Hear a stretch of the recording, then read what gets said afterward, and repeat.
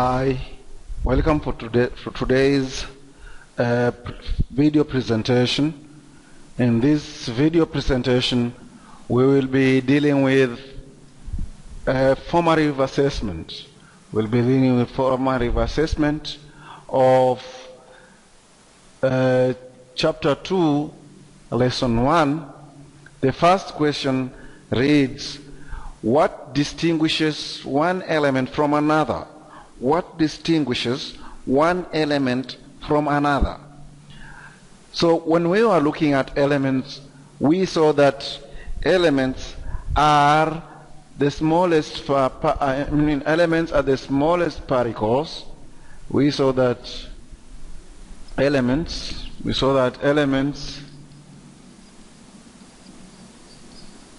are particles of the same kind.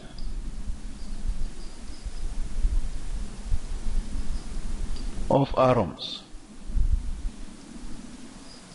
So particles of the same kind of atoms are referred to as elements, and elements will have a distinguishing feature from other elements. So the question here asks, what distinguishes one element from another? So atoms of different elements will differ in number of protons they have. Atoms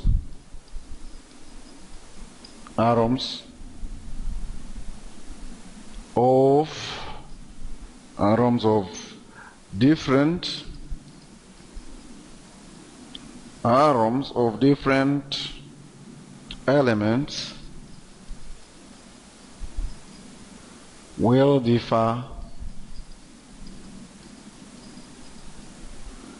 will differ in the number. They will differ in the number of protons.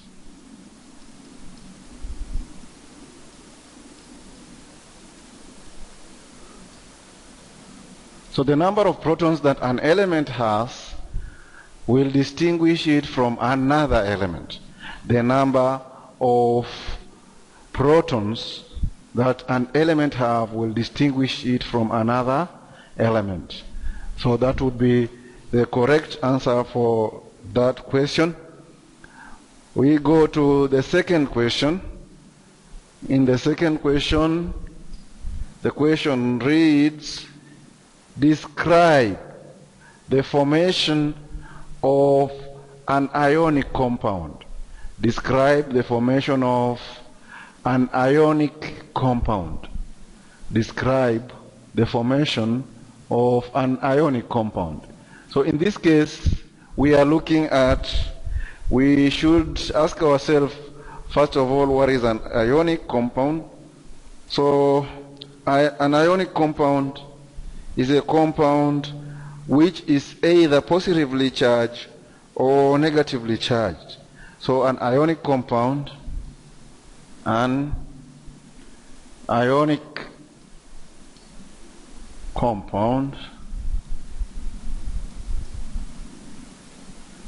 is made by positively charged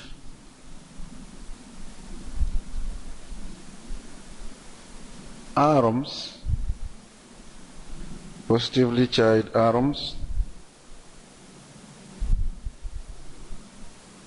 and negatively charged ion. Negatively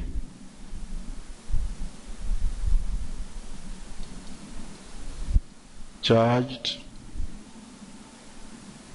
atoms. So these charged atoms are referred to be ions. These charged atoms are referred to be ions. But our question does not ask us what an ion is, but rather it is asking us to describe the formation of an ionic compound. So an ionic compound is formed, an ionic compound is formed by ionic bond formed through the electrical forces between oppositely charged ions. An ionic compound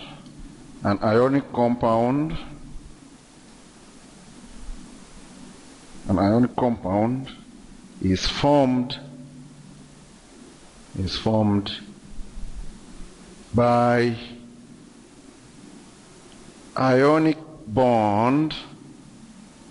by ionic bond formed through the electrical forces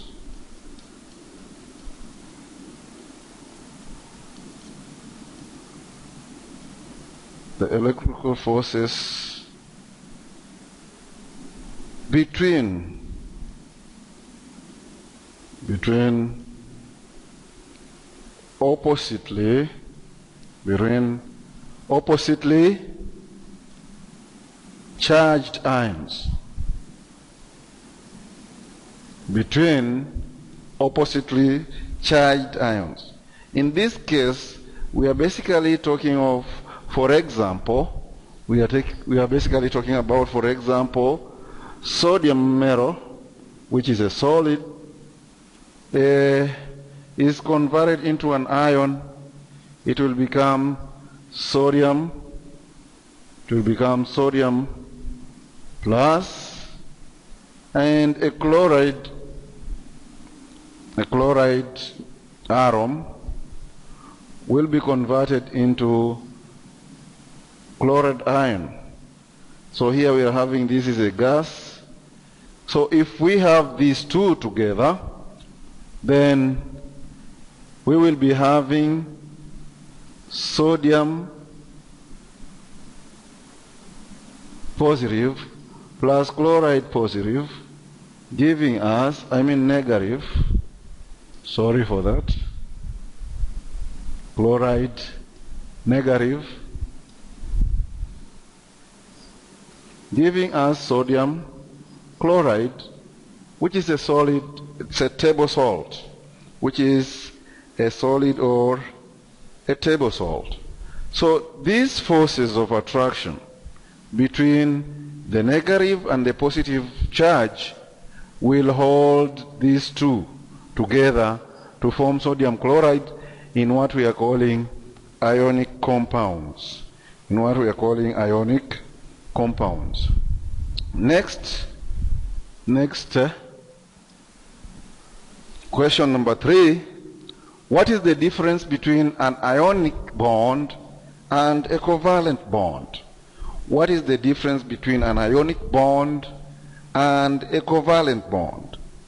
So an ionic bond, as we have already seen, is formed through electrical forces between oppositely charged ions.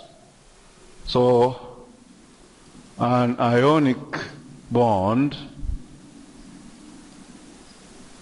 is formed between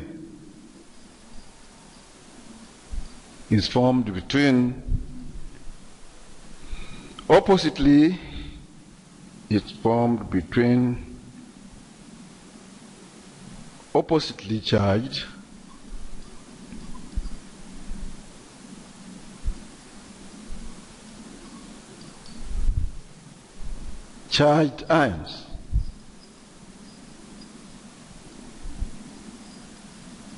charged ions. We can look at this example here. We are having, for example, we are having chlorine having 7 electrons,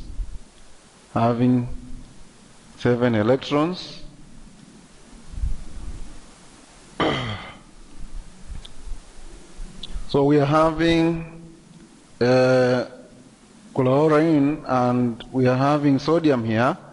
This one has 1 electron in its outermost level and this one has 7 electrons in its outermost level.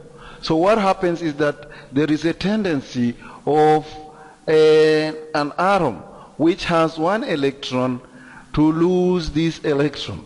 There is a tendency for it to lose this electron, and this electron will be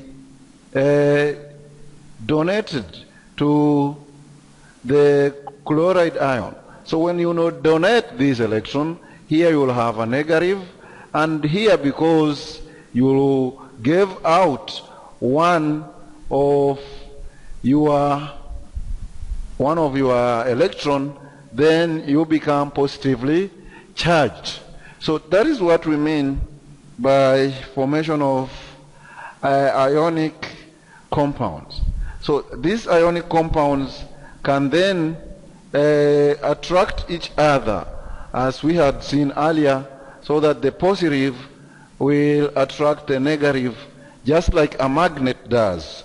Just like a magnet does. So an ionic bond is formed between oppositely charged ions.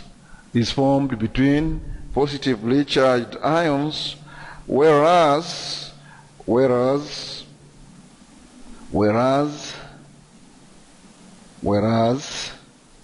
a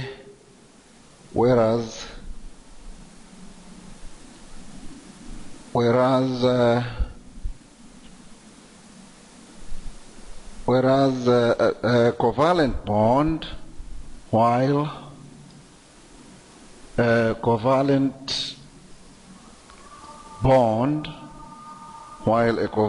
bond forms when atoms share a pair of electrons. Form when atoms share a pair of electrons.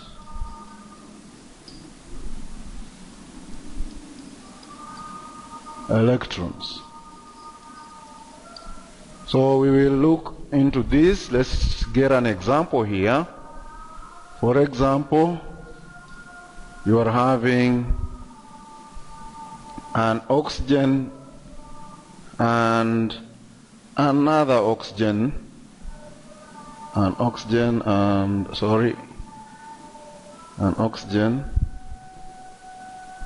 another oxygen coming together. In this case, we will be having here the shared electrons. We know that oxygen has 6 electrons. So oxygen has 6 electrons.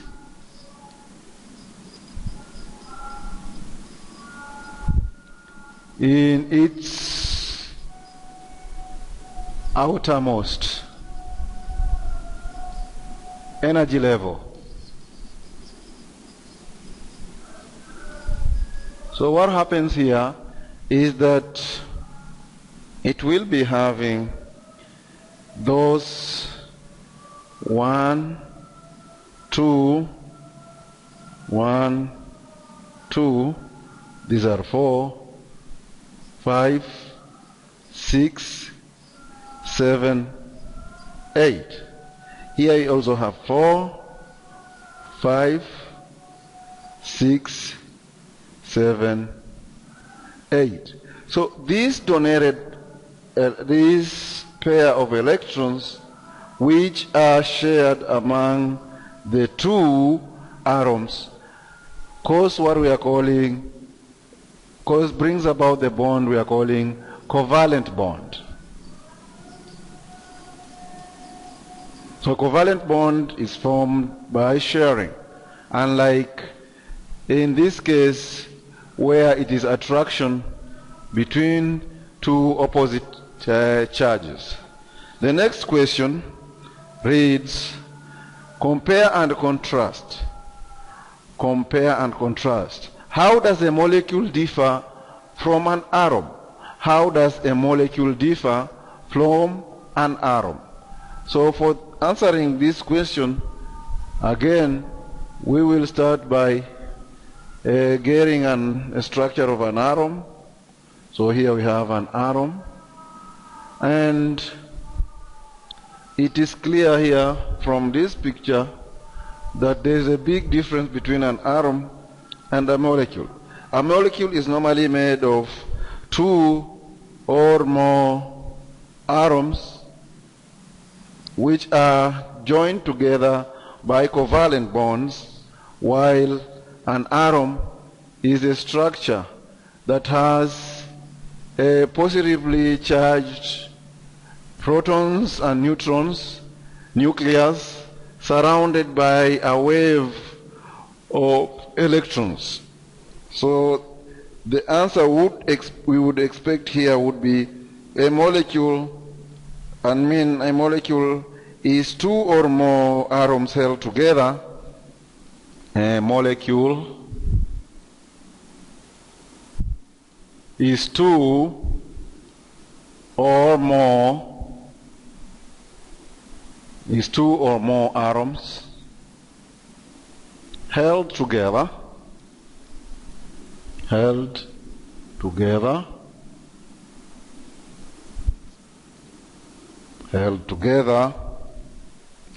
by covalent bonds,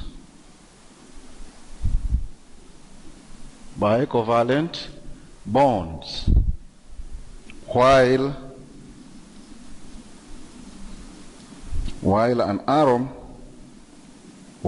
atom is the smallest. An atom is the smallest basic unit of matter.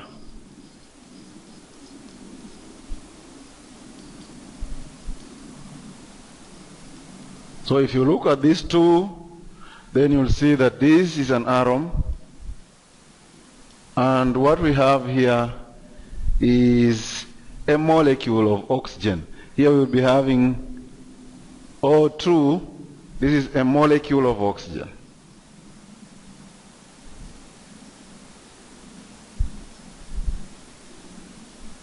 This is just for an example. Let's go to the next question. The next question says, apply. Explain why a hydrogen atom can become either an ion or a part of a molecule. Explain why a hydrogen atom can become either an ion or a part of a molecule. So as we know it, a hydrogen atom has only one electron in its outermost energy level, or we can say it is made of only one one electron. So it has only one electron and it has one neutron.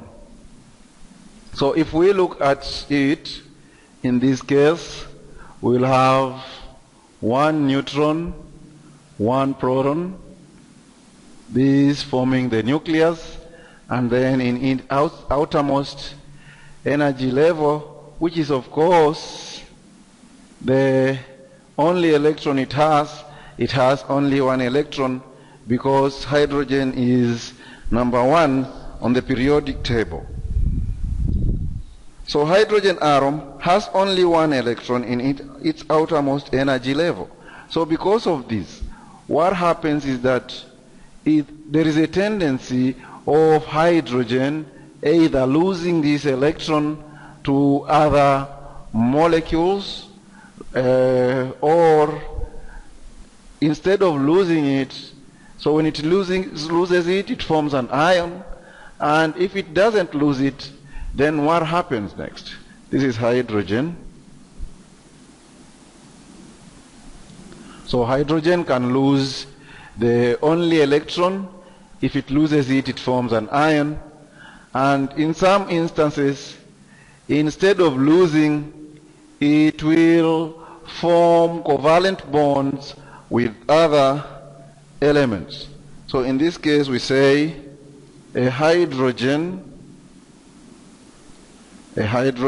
atom only has one electron. Hydrogen atom only has one electron in its outermost energy level.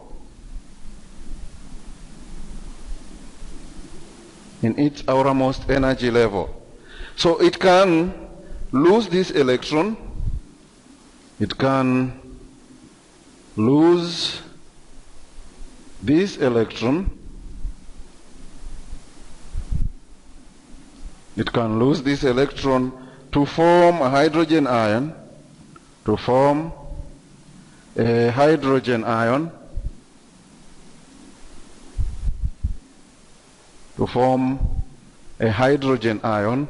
or at times, or sometimes